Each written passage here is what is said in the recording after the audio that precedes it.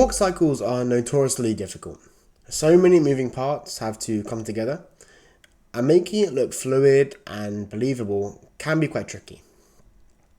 So in this video, I wanted to show you my workflow and the tips and tricks I've learned over the years, and my kind of cheat sheet for making a really quick but good walk cycle. So on the screen right now is the result of a challenge I set myself. I said in 45 minutes, let's try and get a nice, believable walk cycle, a vanilla walk cycle. And I think given 10 more minutes, I could probably polish this more. The head, the fingers, the hair, maybe the knee pops could be worked on a bit more. But overall, for 45 minutes work, I'm pretty happy with this result. So in this video, I'm going to break down how I approach this. And I think this workflow can be applied to all types of walks, both vanilla and stylized. But I've definitely improved on the original formula. So I'm going to jump into Maya. I'll show you the finished scene and go through the curves a little bit. And then I will show you the time lapse of the entire animation. So hopefully it's useful, and yeah, enjoy the video. Okay, this is the finished walk, as you saw before, in Maya. And it could do with some polish, as I said, but it's pretty good at the moment for the body mechanics. And I want to talk about the workflow. So I'm going to assume you do know the poses. So contact pose, down pose, passing pose, up pose, contact pose, because they are important. But instead of blocking out every single pose, I've just keyed the extremes. So what does that mean? Well, normally, if I was to do this, I would block out on frame 1, 4, 7, 10, 13, 16, etc.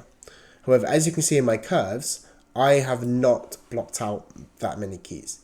So frame 1 has everything. So my contact pose, I do key everything. Every controller, every curve, set a key. But then I go through each individual controller and I set keys at the extremes, the lowest point and the highest point. The best example is in the translate Y, so up and down. This is the up and down motion. So contact pose, key, set it to a good value with a good pose, this is my contact pose. Then frame 4 is the down pose, so I set this to the lowest value. And then of course frame 7 is a passing pose, it's not the extreme, so I don't key this. I just leave this empty. I then go to frame 10, and I then set my up pose, and then I copy the same value for frame 1 to frame 13. Then I just have the repeating translate Y curve throughout my animation. That's the translate Y done. I then go through my other curves, and I basically just animate the extremes. So I will talk about what the extremes are in a second. I want to talk about the feet though quickly. The feet is the only curve that I do animate on the actual poses. So for frame 1, frame 4, frame 7, frame 10, and frame 13, I do animate and block out all the feet on all the poses. Because the feet are slightly different, as you do need to have the ups and downs, the rotations, the foot roll, and the arcs have to be really well controlled. So I would say 50% of this workflow is just sorting out the feet. So you can see here that I have keyed out on frame 1 and then frame 4. I also did frame 5. So this is where you see on my channel box, foot roll and foot brake is all set to 0 on frame 5. But frame 4, it is at 27. So I zero out the controllers, and then I have a good rotation throughout the whole shot. And then I want to get the nice hard impact of the heel, so I also have frame 12 keyed, so I can then make it a big nice spacing for the impact frame. And then I've just done the same thing for the rest of the shot, but that's the only exception, is the feet. I do key the feet out on every single pose. Just to mention quickly, I forgot to say that making sure your frame 1 pose and your frame 25 pose, or your final frame, is identical is really important. So you can see here frame 1 for me and then frame 25 are identical. So the way to maintain this is quite easy. You copy all the keys from frame 1 and you middle mouse click, this one here, middle mouse, and you drag along the timeline and then S set key for that frame. But you may realize that the translate Z is not the same, of course. This is now 0, but on frame 25, it's 96. This is different. And of course, the feet are the same. So the way to maintain consistency is if you take your frame 1 pose, I like to set my COG to 0 for translate Z. This is a guideline, right? And after I make a really nice contact pose, I try to make another whole number for my translate Z. So I have now set this at 23 and minus 23. So sorry, 23 for the front foot, and the back foot is minus 25. So I now know that every single contact pose, the back foot is minus 25 of the COG, and the front foot is plus 23 of the COG. Now your values might be different, but just make sure that you have the same offset for every pose. So go to frame 13, my COG is now at 48, so my back foot is still 23 because it's the same foot planting, but my front foot is 23 plus the COG. So 71 is my foot, so that means 48 plus 23 is 71.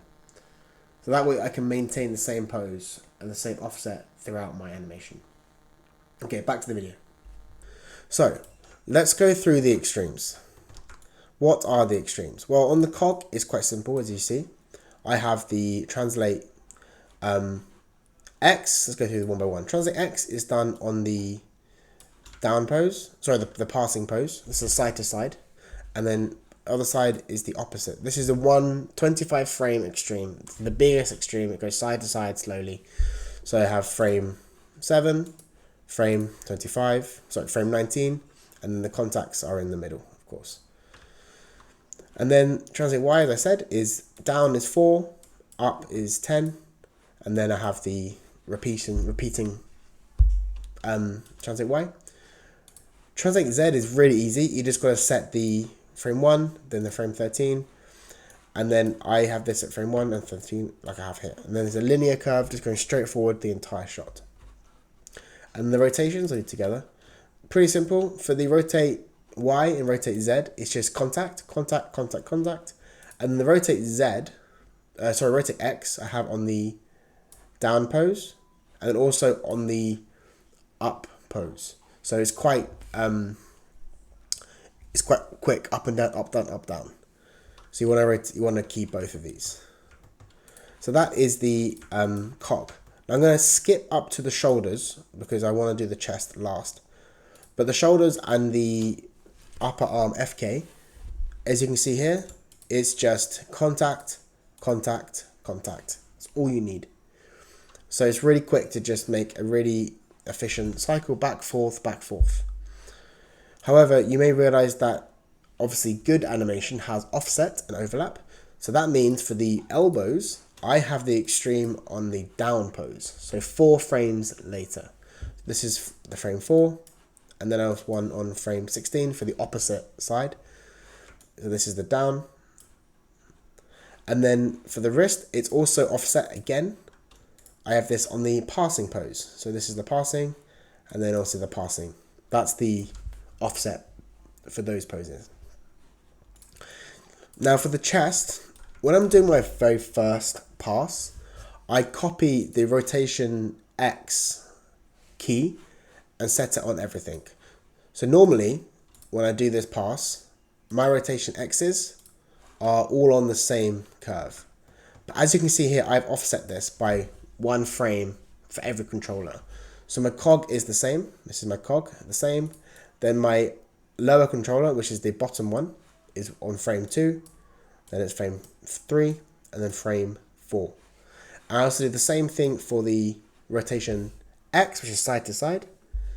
I have the rotation X here, 1, 2, 3, 4, and then again 1, 2, 3, 4 offset. I do this at the end of the work. So if you see the time lapse, this is the very last thing I do. And this is quite cheap and it's quite dirty, but it works for a vanilla walk cycle. And it's also adjustable. If you don't like it, or the rig is bigger, needs more overlap, then you can add more in, just offset those keys. And that's also the benefit of this workflow. It is really, really customizable because you can just look at your rig, look at your character, and set the keys where they need to be set. So I'm also doing the Stewart rig from Animation Mentor. So I wouldn't have the exact same value or the exact same extremes on a different rig. I would maybe shift the timing of the poses. I would maybe shift also how far I rotate things. But again, I can customize it for every rig I do, and also for every style I do. The head, just like the chest, I like to copy the rotate X value, and I do it to the same as the chest, or the COG I should say. So this is the frame 10, which is the up pose, and then of course frame 4, which is the down pose. So this is the same. I then can play with the offset. I have found that sometimes this is the most flexible. It depends on the look you're going for. I think in my walk cycle, it could be polished slightly. It's not perfect.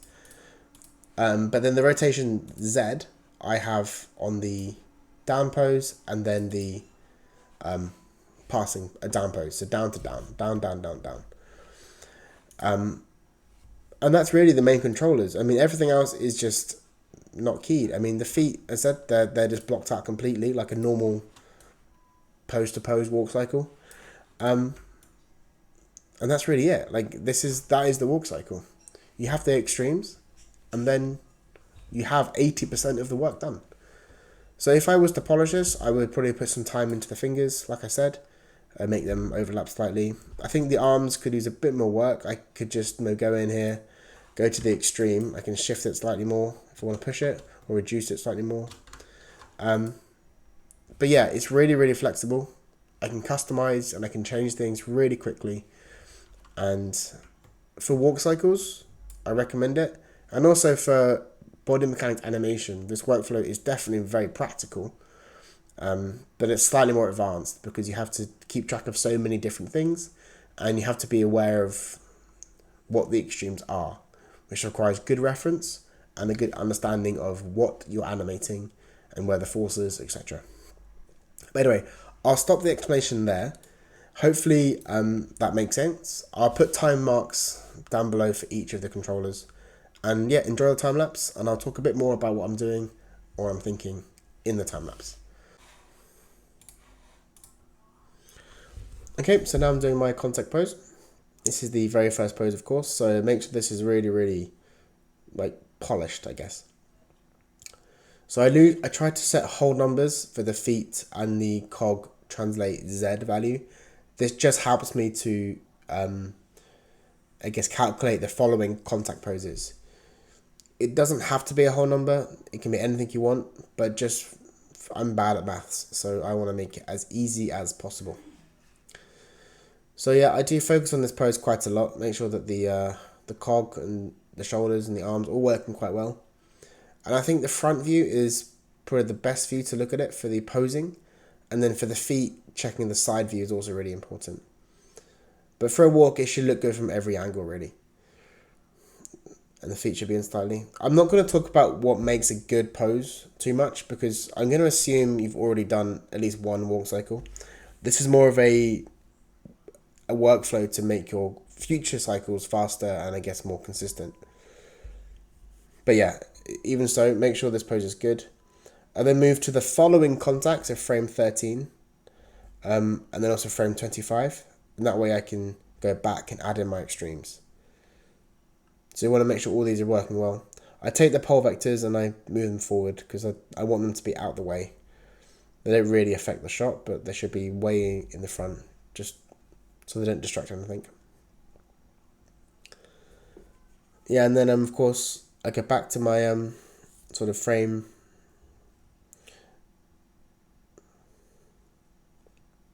Yep, checking the poses match. So again, I did check the value of the feet and stuff. A good trick also to get the reverse pose, if you don't have any plugins, is to just take the values that need to be reversed. So that's the rotations in the chest, etc. And you can select them in the graph editor on the key you want to change. And in the box, which is just below the word list in the graph editor, you can do maths in that box. So if you select the value and then put in star equals -1, which I think I'm doing here, that will make the value reversed. So for example, if it was +1, the rotation changes to -1, or any value is reversed or becomes negative or positive. So that way I can make sure the pose is identical for the contacts, which is okay for a vanilla walk cycle because we're going for like consistency and I guess a non-personality walk. If it was a stylized walk, I would be less worried. But for the vanilla walk, I do want to be consistent. So now I've done my contacts on my 3 main keys, so frame 1, 13 and 25. I can get back and start adding in some of my extremes. So I've done my down pose on frame 4. And again, I'm doing the feet in stepped for my first pass because they get a bit distracting when they're sliding around. I really want to focus on the upper body, the COG. So yeah, put them in step just temporarily. But you should pose them out at the same time. Don't forget the feet because the feet are quite important. So I'm going through my controllers. So the extremes on frame, the arms are the ones that must be adjusted the most after your first pose because it's hard to judge where they should be. So here the frame's completely off for the arms and the wrist. But that's fine, I can adjust them quite easily. And now for some curves, frame 13 to 25 is the same as frame 1 to 13. So I copy and paste the curve, as you can see here. And then make sure the tangents are matching. And when you do a cycle, you have to make sure that the first curve and the first key and the last key have the right tangent. Otherwise, it will be a weird stuttering effect. So I'm always checking tangents as well. The idea of this workflow is that I don't really have to go back and change things. I mean, I have the option to change things, but ideally I want to try and get things done in a consecutive linear fashion and just move down the list of curves. So again, I'm still in step mode for my body, for my feet. Trying to get a little bit of nice rotation. So I was trying to be quite fast with this workflow. I could have spent a bit more time on the feet with the sort of polished side of things. But again, always checking tangents, making sure that everything's matching. Copying, pasting curves. So I've got my extremes down now really. The body and the chest and the arms all kind of keyed already. Like I've done that. I can just now copy and paste things and change the values slightly. I've got my head value here. I think I'd actually adjust this later because I wasn't happy with the head for a long time. So I tried different things for a start. I think near the very, very end of this demo, I do shift the head a bit. I think the head was wrong for a good 20 minutes of this workflow. But it still works mostly for what I'm trying to show. That there's motion there and it's believable. So now I'm pretty happy with how the body's working. You can see even at this stage, it does look like a walk. Adjusting the hands a bit and the feet. But now I think this stage I've kind of done the body. Now let's go and do the feet. So the feet did take a good 20%, if not more, of the workflow. So now I'm kind of going in like a standard pose to pose and splining the feet. I'm checking to see what's working, what's not working. And I also will be using my COG and adjusting the curve slightly. You can see I am making changes because I don't want the pops and the knees to be too noticeable. Because you always can stretch the leg and you can make adjustments like in polish. But when possible, you should really make sure the COG is working with the feet from the start. So I'm definitely willing to make changes if it means the pops can be manageable. And here I'm using the pose ghoster like I described in my previous video. And this is just making sure that the spacing is good in the heel and in the toes. Because as I said, I zero out my feet on frame 5. So there's a massive pop if I left it as it is. So I have to go in manually and make that new pose for frame 5. And that's where the pose ghoster comes in handy. It's really nice.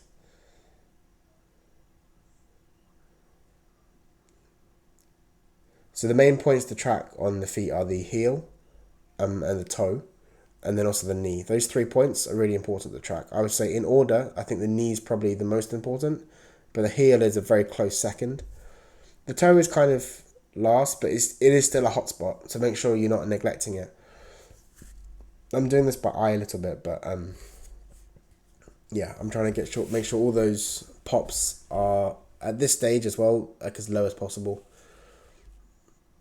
And I also use the toe tap to simulate foot roll and like drag in the toes. It's quite nice.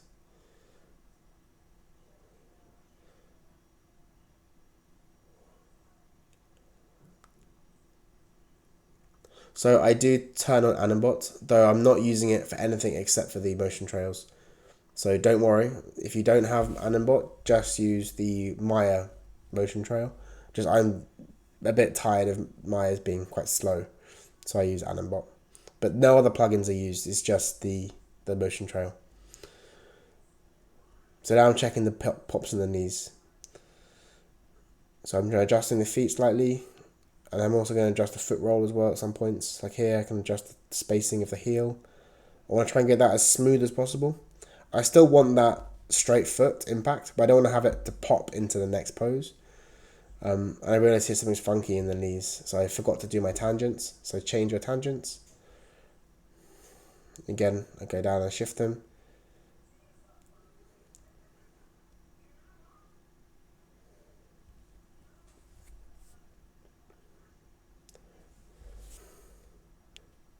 This animation is just about making changes. It's going back and forth, and that's what I'm doing here. So making sure the foot roll is smooth, and that also isn't affecting the knees.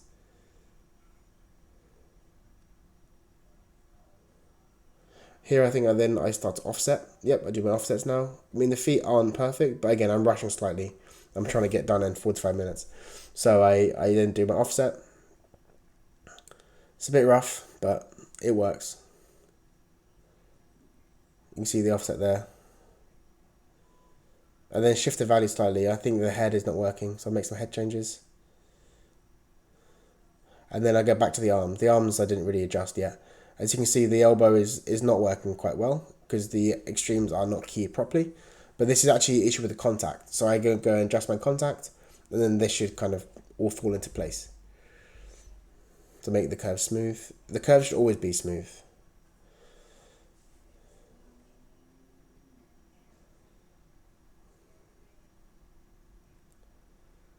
Again, tangents, always do your tangents. I think before you submit any walk cycle, the last thing you should do is check your tangents for the first pose and the last pose.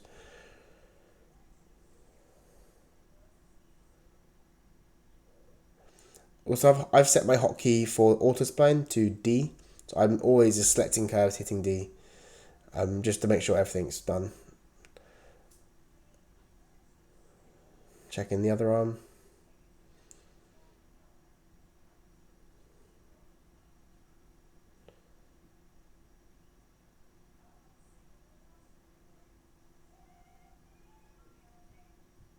Yeah, I think I'm basically done now. Like, I'm just doing the last few bits.